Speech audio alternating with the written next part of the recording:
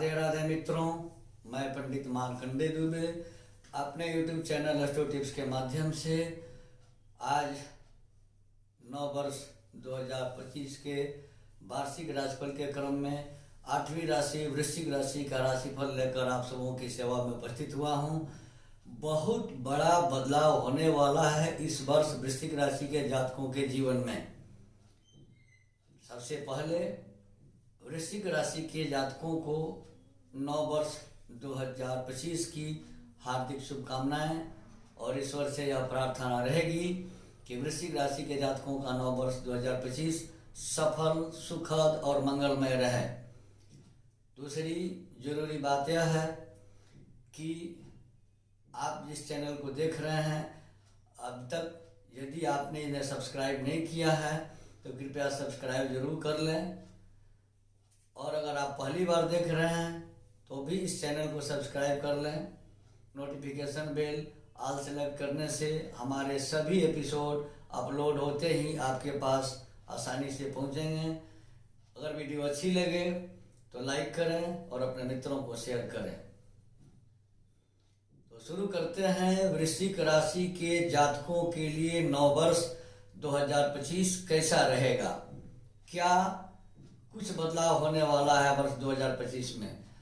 9 ग्रहों में 4 ग्रह जो होते हैं वो लंबी अवधि तक एक राशि में एक स्थान पर गोचर करते हैं, और जो 5 ग्रह होते हैं सूर्य, चंद्रमा, मंगल, बुध तथा शुक्र, इनकी अवधि कम होती है। ये कम अवधि में गोचर करके निकल जाते हैं, इसलिए भला बुरा जो भी इनका होता है कम समय में व्यतीत हो जाता है, बहुत ज़्यादा अंतर नहीं पड़ता है। लेकिन जब कोई ग्रह 1 वर्ष, 1.5 वर्ष और 2.5 वर्ष शुभ स्थिति में हो तो शुभ ही शुभ होता है, और कमजोर स्थिति में हो तो परेशानी होती है। इस आशय में सबसे पहले हम मानव के हितैषी, जीवों के कल्याणकारक ग्रह बृहस्पति पर अगर विचार करें तो वर्ष के आरंभ में 1 जनवरी 2025 से 3 फरवरी 2025 तक देवताओं के गुरु बृहस्पति सप्तम भाव में वृषभ राशि में वक्री गति में गोचर करेंगे। वही बृहस्पति 4 फरवरी 2025 से वृषभ राशि में ही मार्गी होकर 14 मई तक रहेंगे। इनका गोचर काफी लाभप्रद होगा वृश्चिक राशि के जातकों के लिए।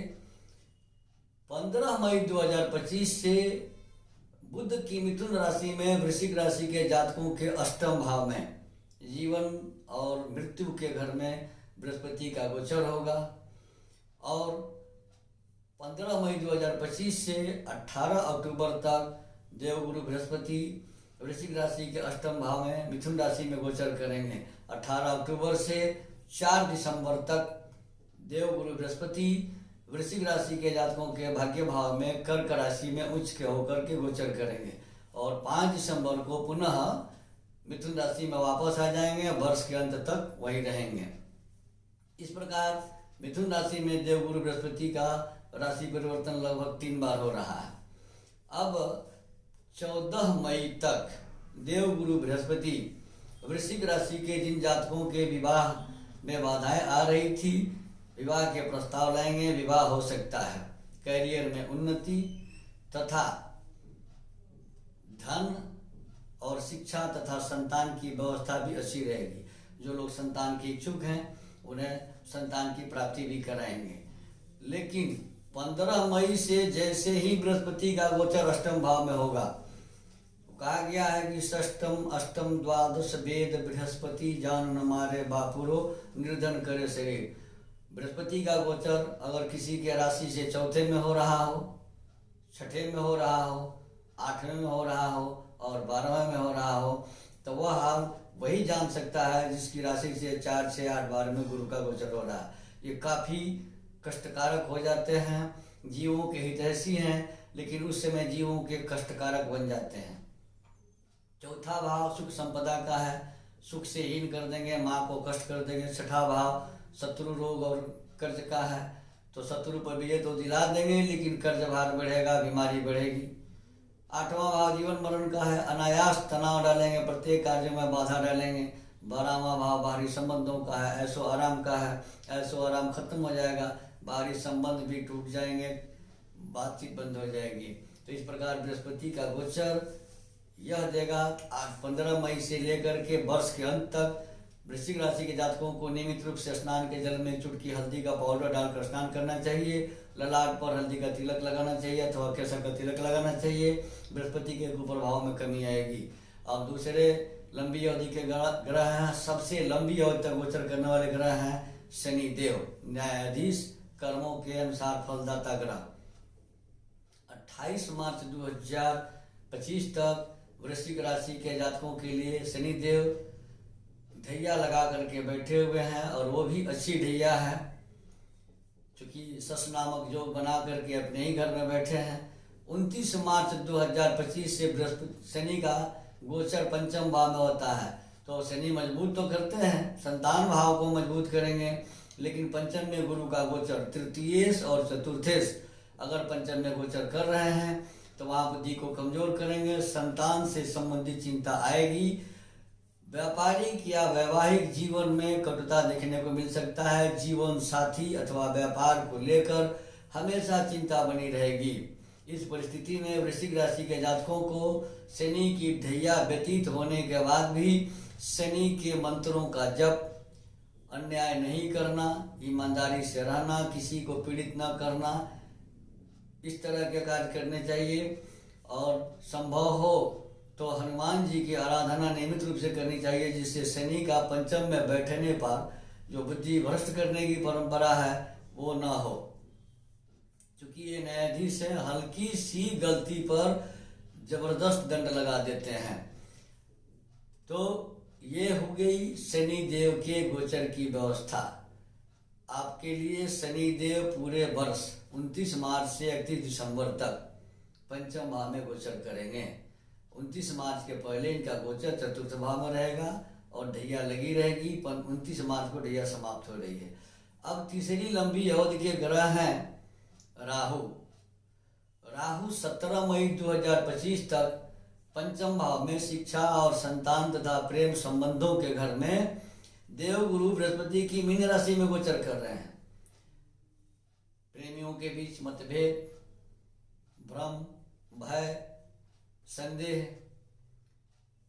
पेट से संबंधित परेशानी, फेफड़े वगैरह में परेशानी, साथ ही बुद्धि को दिग्भ्रमित कर देना। लेकिन इंटरनेट के क्षेत्र में कार्य कर रहे लोगों के लिए या पंचम के राहु वृश्चिक राशि के जातकों के लिए कमाल के फल देंगे। पंचम में इंटरनेट के मालिक हैं राहु, काफी गहराई तक इंटरनेट का नॉलेज देते हैं, पहुंचा देते हैं। अब 18 मई 2025 से राहु का गोचर वृश्चिक राशि के जातकों के चतुर्थ भाव कुंभ राशि में शनि देव की राशि में होगा और वर्ष के अंत तक रहेगा। चौथे भाव में राहु का होना, चौथा भाव भूमि, भवन, वाहन, अपना स्वास्थ्य, संपत्ति और माता का घर होता है। इन चीजों को लेकर निराशा या चिंता पैदा करेंगे राहु। चूंकि ये भ्रामक ग्रह हैं, कंफ्यूज करने वाले ग्रह हैं, निराश करने वाले ग्रह हैं। तो जिन जातकों के चतुर्थ भाव में, वृश्चिक राशि के जातकों के चतुर्थ भाव में राहु का गोचर 18 मई से होगा, वहां से वर्ष पर्यंत राहु वही रहेंगे। क्योंकि इनका गोचर 18 महीने का होता है, लेकिन यह राशिफल 1 वर्ष के लिए है, इसलिए 31 दिसंबर तक की ही बात बता रहे हैं। प्रतिदिन राहु के मंत्र ओम रांग राहवे नमः का जप करना चाहिए। जितना हो सके पॉजिटिव सोच, सकारात्मक सोच रखना चाहिए। सोच में निराशा का सोच न आना चाहिए। कभी भी भयभीत और निराश होने से अपने आप को बचाना चाहिए। दूसरे ग्रह हैं और सबसे अंतिम ग्रह यानी केतु। राहु केतु एक ही जैसे हैं, लेकिन इनका नेचर राहु शनि के जैसे और केतु मंगल के जैसे। 18 मई के पहले यानी 17 मई 2025 तक केतु का गोचर वृश्चिक राशि के जातकों के एकादश भाव में रहेगा, जो लाभ और इच्छा पूर्ति का घर है। तो अचानक केतु जबरदस्त लाभ कराते रहेंगे, अधूरे कामों को पूरा कराएंगे। जो काम बहुत समय से लंबित थे, धन की आमदनी में कमी थी, वो सारी चीजें ये फटाफट कराएंगे। क्योंकि जाने के पहले ये लोग दे के जाते हैं। अब जैसे ही ये 18 मई 2025 को 10वें भाव में गोचर करेंगे, सूर्य की सिंह राशि में गोचर करेंगे, तो वहां से कम परिश्रम में काम नहीं चलेगा, क्योंकि केतु काफी खटाते हैं तब कुछ लाभ देते हैं। 10वें भाव का केतु अधिक परिश्रम से कार्य में सफलता तथा धन के लाभ की प्राप्ति कराते हैं। जो एकादश भाव में अल्प श्रम से कम मेहनत से पैसा दिलवा देते थे, उन्नति करा देते थे, कार्यों के बाधा को समाप्त करते थे, अब वो 18 मई के बाद जब केतु का गोचर एकादश से 10वें में होगा तो अधिक परिश्रम से कम सफलता मिलेगी लेकिन कम मिलेगी, क्वांटिटी यानी मात्रा कम हो जाएगी।